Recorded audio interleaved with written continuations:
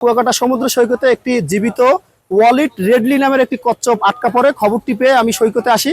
আমাদের উপকূল পরিবেশ রক্ষা আন্দোলন উপর যে টিম সহকারে আমরা আসি এবং কচ্ছপটিকে জাগিয়ে আমরা সমুদ্রের ভিতরে নিয়ে যাই। আমাদের ধারণা যে এই কচ্ছপটি যেতে পারবে, কিন্তু সমুদ্রের স্রোত এবং ঢেউয়ের যে গতি এটা অতিক্রম করে কচ্ছপটি যেতে পারতেছে না, অর্থাৎ এই কচ্ছপটি অসুস্থ অবস্থায় রয়েছে।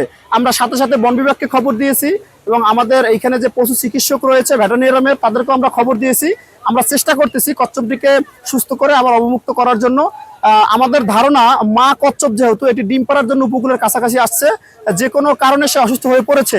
এবং আপনাদের একটা জিনিস আমরা বলে রাখতে চাই, উপরা কিন্তু উপকূল পরিবেশ রক্ষা আন্দোলন কুয়াকাটা সমুদ্র সৈকতে আসা ডলফিন, কচ্ছপ, তিমির বিভিন্ন সময় মৃতদেহগুলো সংরক্ষণের ব্যবস্থা করে। পাশাপাশি অসুস্থ যে জলজ প্রাণীগুলি রয়েছে সেগুলোর চিকিৎসা দিয়ে আবার অবমুক্ত করা হয়। এছাড়াও বন্যপ্রাণীর আওতায় থাকা সকল ধরনের পশু পাখিও কিন্তু আমরা রেস্কিউ করি এবং সুস্থ হওয়ার পরে আবারও প্রাকৃতিক পরিবেশে অবমুক্ত করি। কচ্ছপটি এই মুহূর্তে আমাদের তত্ত্বাবধানে রয়েছে। আমরা সর্বোচ্চ চেষ্টা চালিয়ে যাচ্ছি যাতে কচ্ছপটি সুস্থ হলে আবার সমুদ্রে ছেড়ে দেব।